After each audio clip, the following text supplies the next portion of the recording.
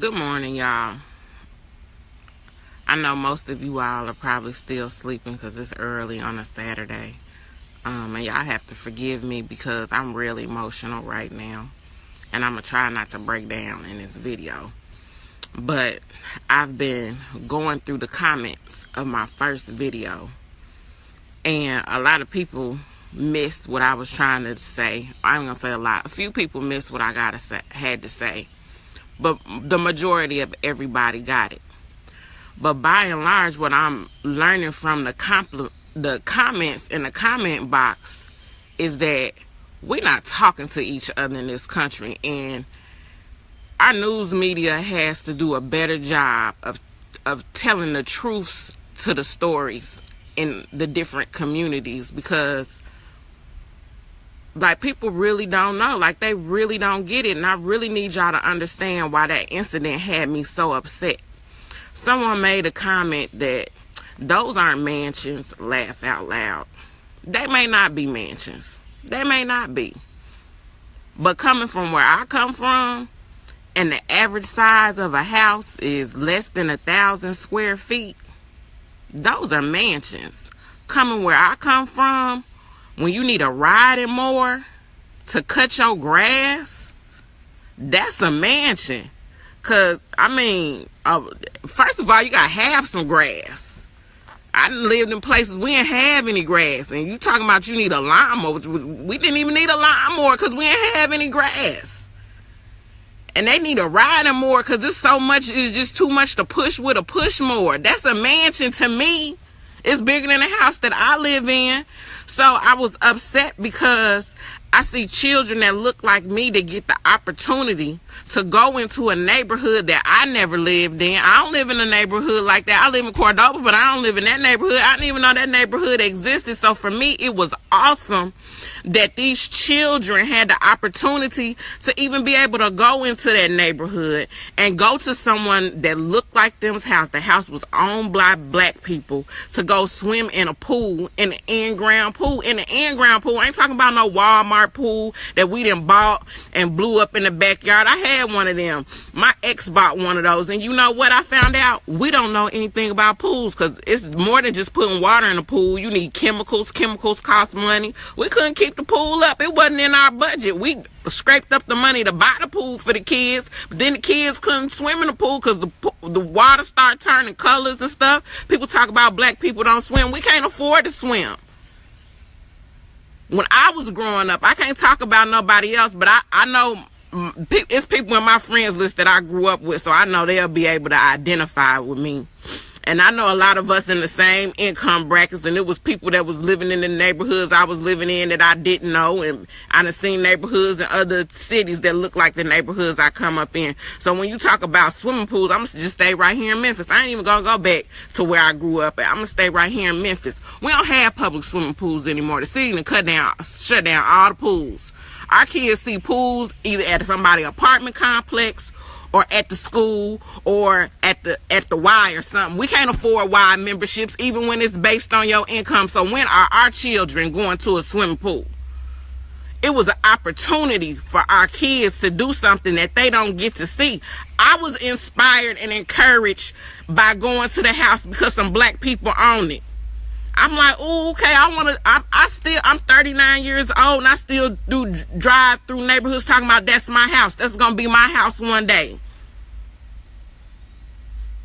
So you have to understand, for me, it may not have been a mansion. I just learned what square footage meant. I didn't have a perception of square footage. People I knew growing up didn't have pools in their backyard and in-ground pools. So for the black kids that I'm seeing today to have the opportunity to go to somebody that they go to school with house and swim in a pool in their backyard, oh my goodness, that's phenomenal. That's exposure. I know kids, I done taught kids that ain't never gonna see no swimming pool and nobody back. This is gonna be kids. It was a big deal to me. It was a big deal. It was an awesome opportunity for my baby. You know, my sister has a pool in her backyard, but you know what? My sister 50 years old, and she just been living in that house 2 years. So she the only person I ever known that had a pool in their backyard, but she lived all the way in Phoenix, Arizona. And she didn't understand how much a pool upkeep was. And the people was calling, the neighbors was calling the city on her because she wasn't keeping her pool clean. And now they got to scrape extra money to come up with money for a pool service that costs $90 a month. $90 a month might not seem like a whole lot to y'all, but I can only talk to you about my folks that I know. My sister working hard to help my niece with her 7 kids. She a grandma out here doing it because the daddies ain't helping. And I ain't throwing my niece under the bus because she got 7 kids, because she grinding as a mama too. She didn't manage with 7 kids to graduate nursing school, and she trying, but 7 kids is a lot. So when you talk about 7 kids and you trying to pay for pools and stuff, that stuff is expensive. The people I know just don't have it like that. The people I know just don't have it like that. So for me to be able to see about 75 black kids in a yard being able to actually do what they see on the videos in real life, that was awesome to me. That was exposure. That was an opportunity. That was an opportunity. I can only talk about me. I remember going to see my little sister for the first time in Baltimore. And she took me through PG County and she was introducing me to people. And I was like, man, the Huxtables really exist? For real? I mean, this is for real? I remember watching the Cosby Show, and I remember watching A Different World, and I remember looking at it like it was a fantasy, like it was a movie, because the people I seen weren't going to college. That wasn't nothing that I ever thought I was going to see from me. My daughters and my babies look at A Different World, and they still get inspired. And the sad thing is, A Different World came on in the 90s, and the same messages that they were speaking in A Different World, they still speaking today. So yeah, I was upset. I was upset that the kids didn't even recognize the opportunity that they had. We got to talk about this because apparently people don't understand. See, the problem is we on Instagram and we on Facebook and we flogging and we posting videos and we posting pictures in these Jordans and these True Religion jeans and these Chanel purchases and these Gucci bags, because that's what we spending our money on. So people think we got it like that, but they don't know we poor. We poor on the inside. We poor in knowledge. We poor in a whole lot of stuff. We poor. Our kids ain't seeing that. Our kids don't get to go on airplanes. I talk about black folks don't swim. No, we don't. We don't have pools. So where we gonna swim? We don't live by beaches like that. I ain't never seen no beach in the inner city.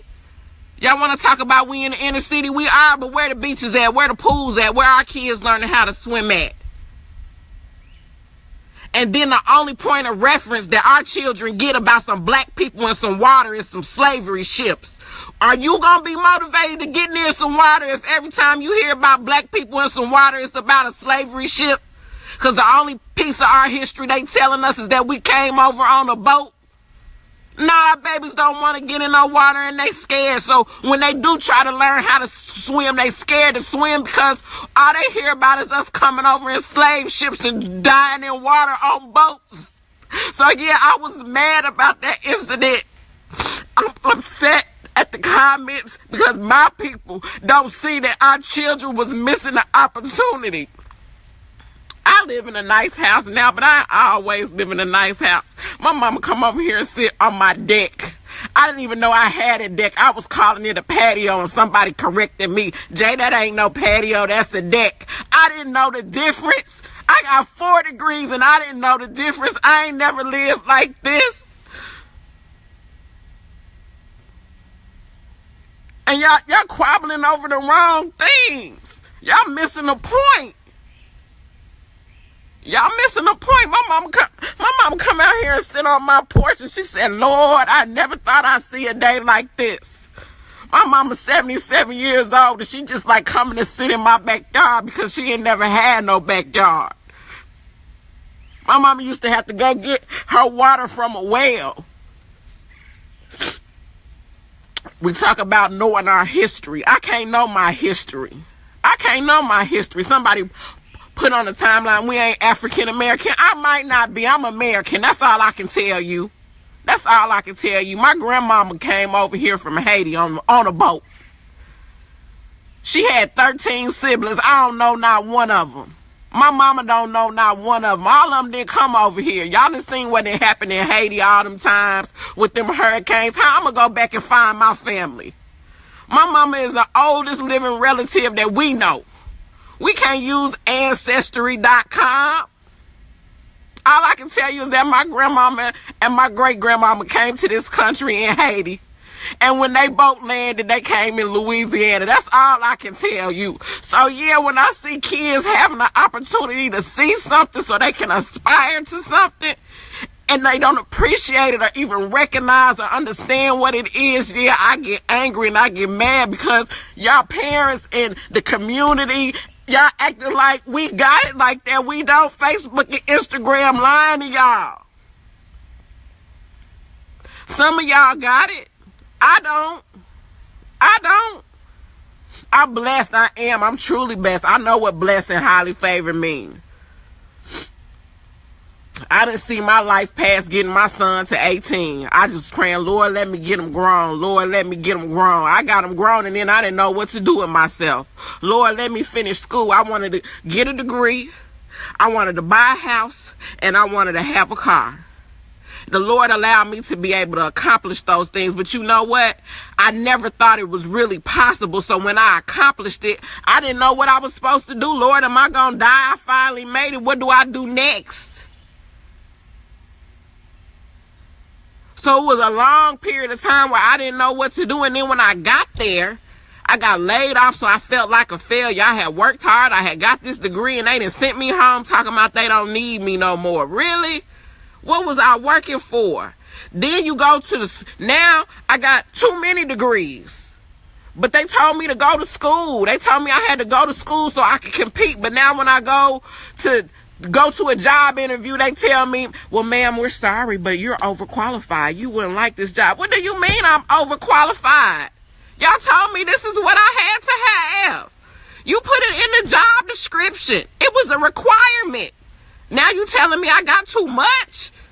So either we not enough or we too much. That's what I'm saying. America, y'all need to understand where we coming from as a community. And it ain't just black people, my brown people, my Hispanic people. We all suffering. There's white people that be suffering the same thing too. It's a classist system in this country is what it is. But y'all act like y'all don't understand. Y'all can't. Why they charging at a pool party? Be happy our babies understand the concept of capitalism. Y'all going to Ming Lee, buying hair weave.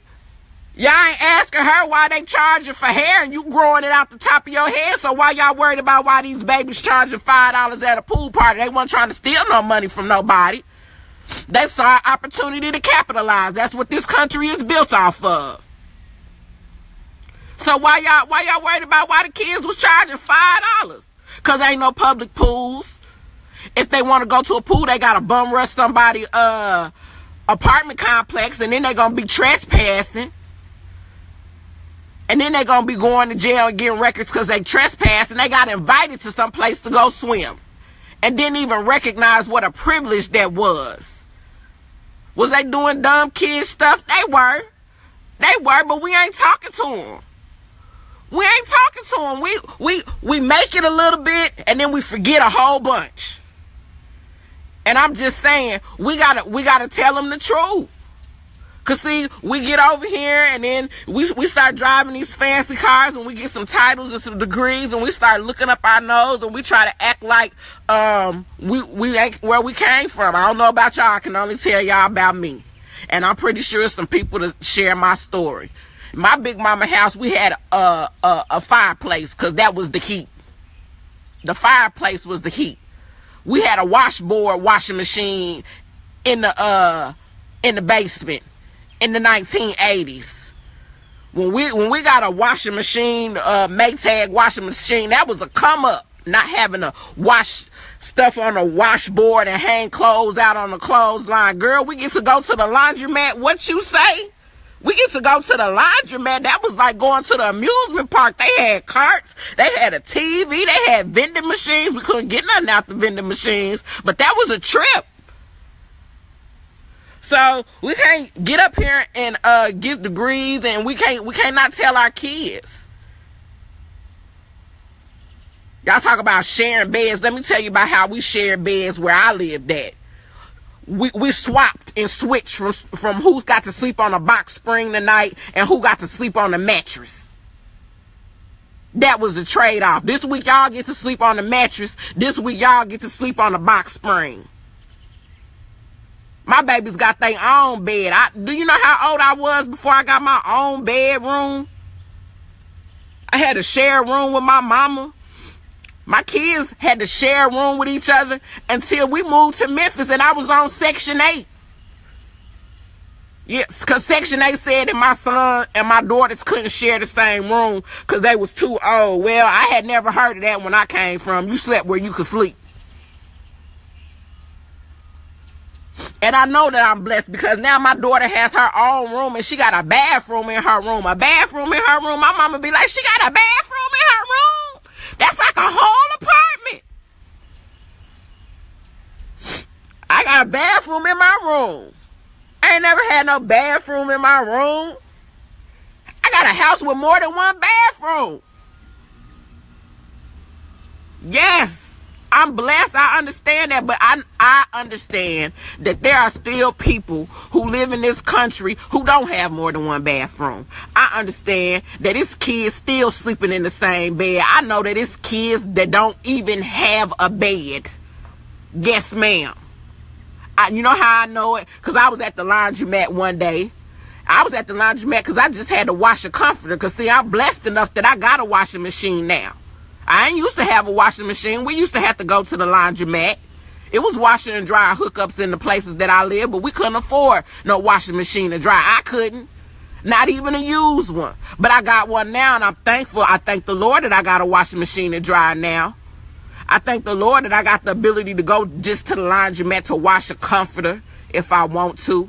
But when I was in the laundromat, I overheard the girl working in the laundromat who had been homeless saying her Christmas present to her kids was that they had a place to stay. So you know what? I got my folks together and I said, let me tell you about this lady's story. We need to get her baby some beds. And we pulled some money together and we went and bought them. We only bought them one bed now. But when I tell you my daddy went with me and he tied the bed to the top of my car and we took that lady the bed, her kids was so happy just to get a bed. This was just 2 years ago. The kids weren't looking for no PlayStation or no Nintendo. Now they don't even use Nintendos no more, so that I'm telling my age. But the babies were excited just to get a bed, y'all. A bed they was gonna have to share with their mama, but they was like, "Ooh, mama, we ain't gotta sleep on the floor no more." So it's every day. So yeah, I'm mad when I see kids that got an opportunity to go to somebody that look like them house and sleep in and go and swim in a swimming pool that's in the ground. It ain't no blow up pool that somebody them bought at Walmart. It wasn't no pool that you gotta be worried about whether your child gonna come out with something because the chlorine concentrations wasn't right. I was proud. I was happy. I said, "Ooh, look at these black folks doing it." It was a man and a woman. It was a couple. It was a husband and a wife that was some black unity, and they was working together, and they had did some stuff. I said, "Oh, I'm going to be living like this one day." It gave me encouragement. So, yeah, I was really, really angry, and I went off because it was just so many levels to the incident. It was just so many levels, and y'all focusing on the wrong things. It was a mansion to me, lady. It may not have been a mansion. It may not. I don't know. I don't know what a mansion looked like because I don't know nobody with no mansion. I don't know nobody with no mansion. Hell, the house I live in is a mansion. My daughter got her own bedroom with a bathroom in it. It was something I never had. Her friends get to come over. They like coming over here. I want them to come over here. So y'all need to understand that everybody ain't living the same. Everybody ain't living the same. I can only talk about what I go through. Now, my family, I might get in trouble because they might not want me sharing their business, but I gotta help somebody. I called my nephew. I told y'all on the other video that he said, TT, come get me. I called him yesterday and I said, I'm coming to get you next weekend. I'm turning in your application for camp. He said, what's a camp? Yes. 2017, my baby said, TT, what's the camp? We had to explain to him what a camp was because he had never been to a camp. He had never been to a summer camp. This 2017. So it's some kids that ain't getting some exposure to some stuff that we think is just normal every day, y'all. This in my family. So when he say, TT, come get me, I'm coming, because my baby ain't never experienced a summer camp. A summer camp. And y'all got kids out here that ain't appreciating the pool. And it's kids that don't even know what a summer camp is. Because they mamas and they daddies can't afford to send them to summer camp. I need y'all to get it together, America, and y'all need to start putting yourself in some people's shoes. I can't get mad at the ones that don't see nothing wrong with it because they don't know it's nothing better because they ain't got no swimming pools. But we got to understand that we got to put ourselves in some people's shoes and understand the walks that they walk in.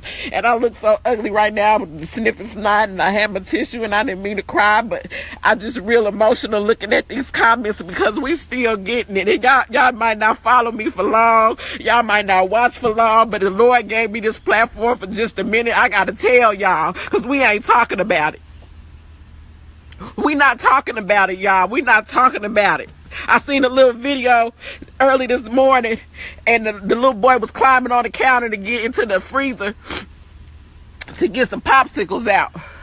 And I shared it on my son's page because I remember my son used to climb up on the counters to get the cookies off the top of the refrigerator. But what I did notice in that video wasn't nothing else in the freezer but some alcohol, y'all.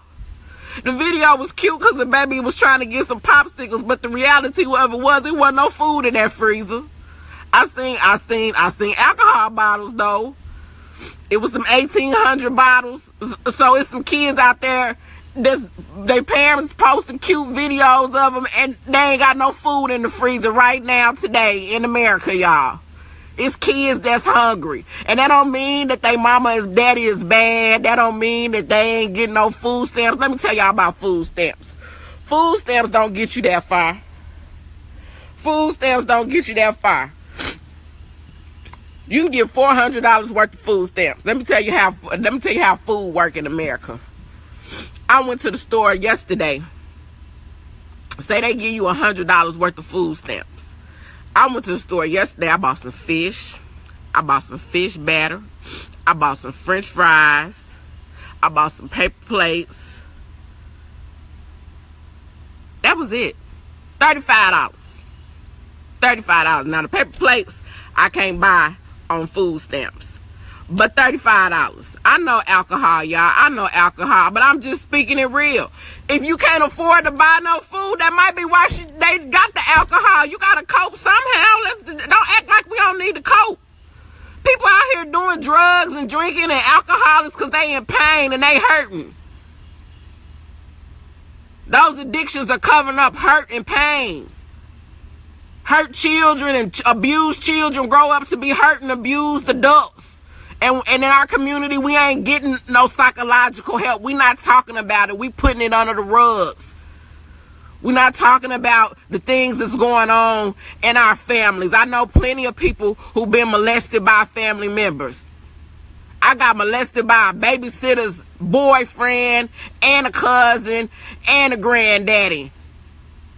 And we weren't talking about it, and we still went over to their house every day. And we weren't talking about it. So yeah, when I was younger, I was smoking weed, but it was some hurt deep down inside that I was coping with.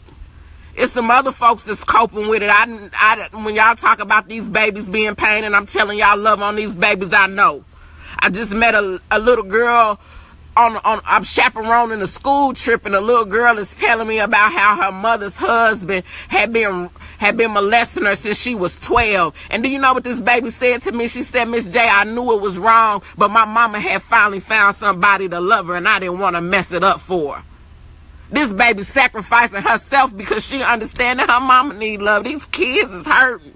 Y'all worrying about the wrong thing, y'all. We ain't talking about these real issues. When I say come from behind these Bibles and these scriptures, we got to really start talking about some stuff and dealing with some stuff and coming from a place of love and start doing that stuff that the Bible say. We supposed to be protecting these children and we fail it. And sometimes we fail it because we don't know how, but it's some of y'all out here that know how, and I'm saying village, for y'all that know how to help. Y'all that know that's what's right. Y'all got to come back and y'all got to help somebody. Y'all got to talk to somebody because it's real out here. And y'all focusing on the wrong thing. Y'all focusing on why they charging $5. Why they charging at a birthday party. Well, you know what? You take yourself to the club and you pay to get into your grown friend's party. You pay somebody to sit in the VIP booth. Them chemicals in that woman pool cost extra money. She got how many extra bodies going in the pool?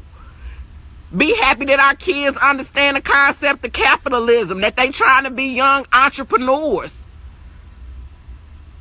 Didn't nobody see that though? Nobody comment on that them young men may be potential concert promoters or event promoters, or might be the next owner of a FedEx. Y'all didn't see none of that. That's what I see when I look at our babies trying to do stuff. But y'all don't want to talk about it. We got Curtis Givens here. That's how he started. Throwing little pool parties and stuff. It's possibilities in that. Start seeing the possibilities in the stuff that they trying to do when it's positive, and encourage them and sow a seed. Now, what I want to know is why wasn't none of y'all volunteering to be the security guard at the next one? That's what I'm asking the village to do. When you see young men out here trying to do something productive, they want to throw pool parties, start signing up to be security. We need men at the gate.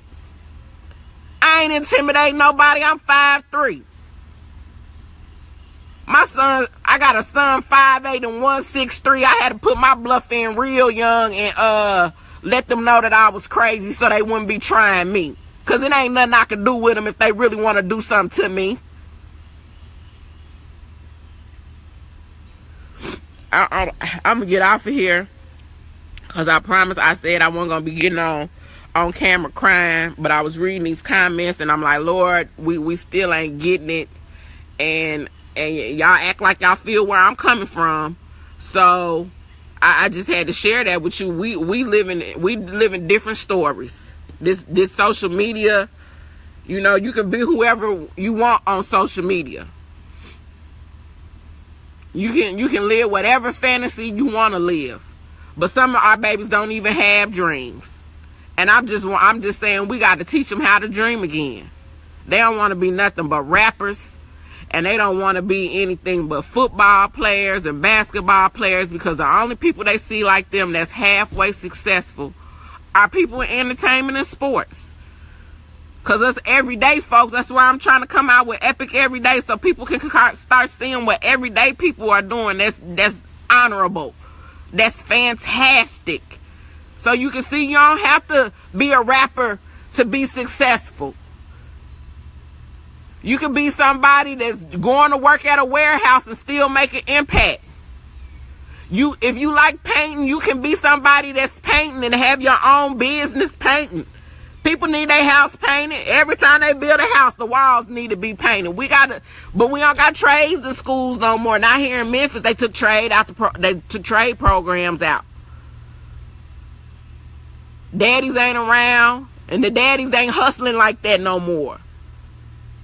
They doing a different type of hustling. You see a boy out there on the street and he hustling and you know he's selling dope.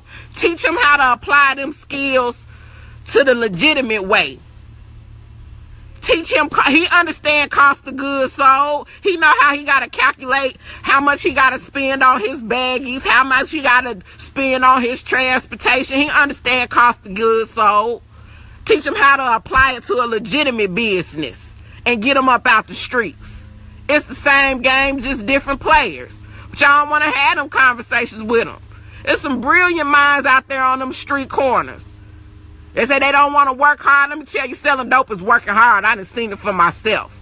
They got to be on the lookout. They got to stay alert. They got to watch out for the people trying to rob them. They got to watch out for the fiends. They got to watch out for the police. They got some skill sets, but ain't nobody channeling them skill sets into nothing positive. That's why I'm saying I need the village. That's why I'm calling on the preachers and the deacons, because y'all the men, y'all the leaders, y'all the head.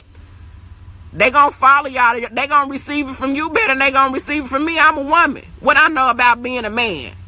Nothing really. I can tell you what type of man I like, what type of man I wish I had, what type of daddies I wish I had for my children. I can tell you that. But there's some things that men go through, black, white, Mexican, and different, that I ain't never gonna know about because I'm not a man. Just like it's things that we go through, ladies, that men ain't never gonna know about because they not women. Now, I'm not saying one can't do the other job, but we just got to be honest. We need each other. It's teamwork make the dream work. Teamwork make the dream work. We got to quit focusing on this superficial stuff and start saying, ask yourself why 7 times. Get to the root of it. I'm sorry. I'm sorry. I don't want y'all to think that I'm just harping on a soapbox. But this video, people commenting on it, they sharing it, and it was a lot of comments. I can't even go through all of them, but some of the stuff I'm seeing, and I understand most of y'all get it. Most of y'all get it, and those that get it, we good. It's the ones that don't that we gotta help see a different way. We gotta help change their mindset. That's what it's gonna take, America. We gotta start changing the mindset of the people. When you all get these platforms and y'all got all these friends on Facebooks and y'all get all these likes and shares and y'all know people listening to y'all, use it to improve it. White people, y'all got platforms, start talking about it. Y'all got stuff going on in y'all community. Y'all on here liking and high-fiving. Y'all need to be in y'all circles talking to y'all friends, explaining some of this stuff that y'all understand to them. Because it's not until we all start getting some empathy and putting each other in somebody's shoes. Because maybe it's some white people that see us on Instagram and they think we got it good. And maybe that's why they don't understand, because they don't know the real deal about what's going on in our communities. You know, I understand. They tore down the projects and they moved all of those individuals from the projects into the suburbs. And then the people in the suburbs complaining about how their neighborhoods is going down. Well, let me tell you something. We know for a fact that there were generations of families growing up in the projects. Now, America, some of y'all may never had the pleasure of visiting the projects. Let me tell you about projects. Projects don't have no carpets in them. So you got people or generations of family who's never lived in a house with carpet. So landlords, you can't be mad when you rent your house out to Section 8 because you want that guaranteed money, and you mad because your tenants messed up the carpet. They ain't never had no carpet. When they spill Kool-Aid in the projects, they could get a towel and wipe it up. It ain't coming out of carpet that easy, no red Kool-Aid. We like red Kool-Aid. Red Kool-Aid is a flavor, people. I know they say cherry and tropical punch. Red Kool-Aid is a flavor. So you have to understand the shoes that they coming from. You talking about mama, grandmama, and great-grandmama ain't never lived in a house with carpet. So when they spill something in your carpet, they don't know how to get it out. They don't have the budget to call the carpet cleaner to get it out. So your carpet gonna be messed up. Let's talk in reality. You mad because the kids cutting through your yard.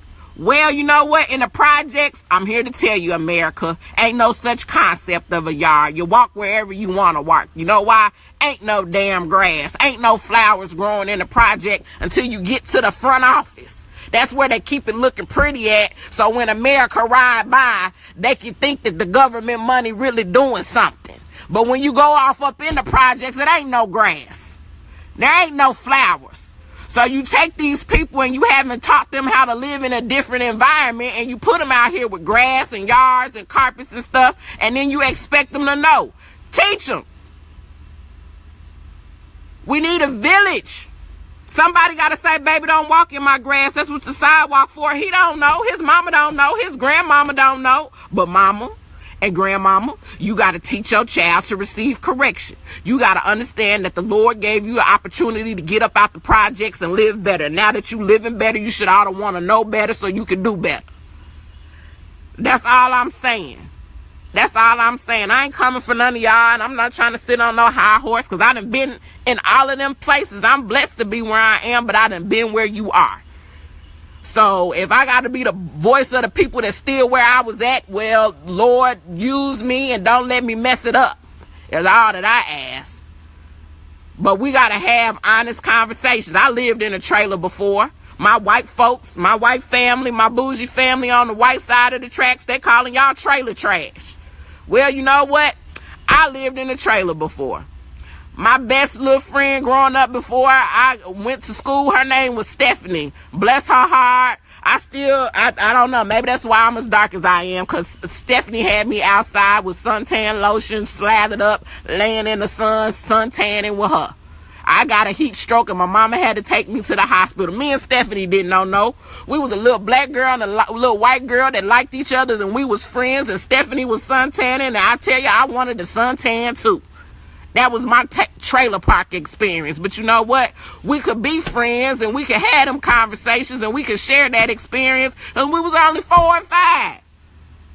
We haven't been tainted by the world yet. We didn't know nothing about racism. We didn't know nothing about she white, she this, she black, she this. Our kids be innocent. We be corrupting them.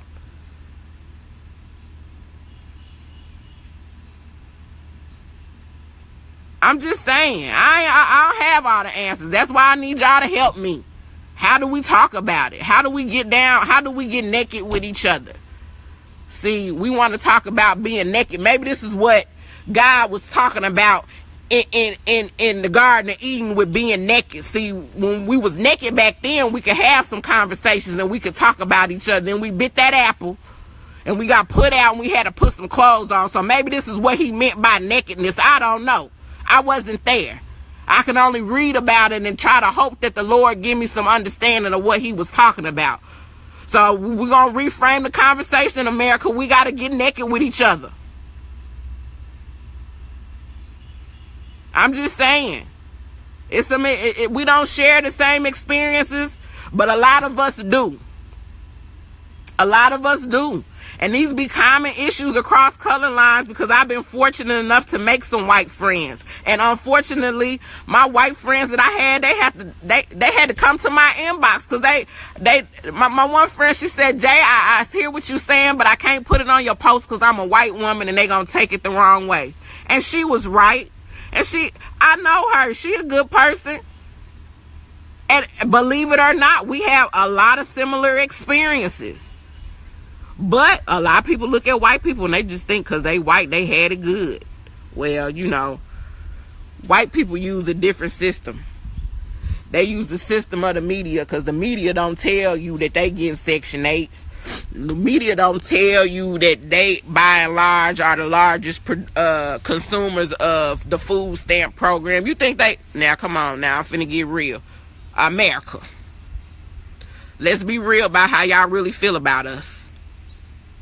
Black people. You think they invented food stamps for us? I'm just saying. You think they invented these programs for us? Now they use us as the poster child. But do you really think they invented these programs for us? No, ma'am. No, sir. Do we benefit? Absolutely. We get to be the scapegoat. We get to be the way they justify it. Do you think they invented Planned Parenthood for us? We still got the highest infant mortality rate. I'm just saying. These are facts that I learned when I went to school to get my degree for healthcare management, and the blinders got pulled off. I didn't know that white people was getting public assistance. I never seen any of them at no DHS office I was at. But it was in my textbook. But you know what? A lot of people that look like me don't have an opportunity to see that textbook. So it's some people that know the truth, but the people that know the truth don't often look like us. So you know what they can do? Control the narrative. I'm just saying. And then we don't read, and unfortunately now we don't put the same importance on education. So our babies can't read. The average reading level for an American is a 6th grade level. Them textbooks, college was hard for me. I had a dictionary. The best gift I ever got, a friend bought me an electronic dictionary, the one that you could put in your pocket. I don't even know if they make them so more, because he got tired of me asking him what words meant. But I was learning new words, and I was excited because I didn't know. I still learn new words. I still reading because I be excited. But you know what I got? People that look like me was saying, why you always using all them big words? Because I learned them and I know them. I'm excited. I'm trying to teach them to you.